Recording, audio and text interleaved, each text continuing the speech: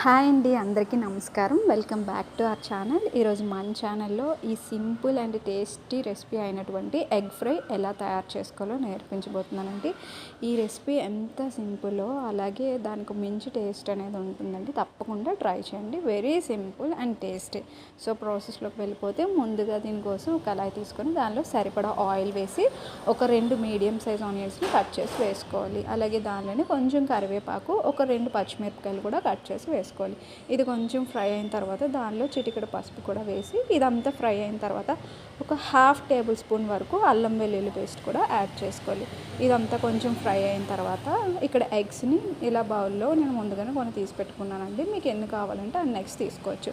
so అది fry అయిన తర్వాత ఇప్పుడు ఎగ్స్ అన్నిటిని కూడా దానిలో యాడ్ చేసేసి కాసేపు అలా ఉంచి ఇప్పుడు దానిలోనే టేస్ట్కి సరిపడా సాల్ట్, కారం, అలాగే కొంచెం ధనియాల పొడి, కొంచెం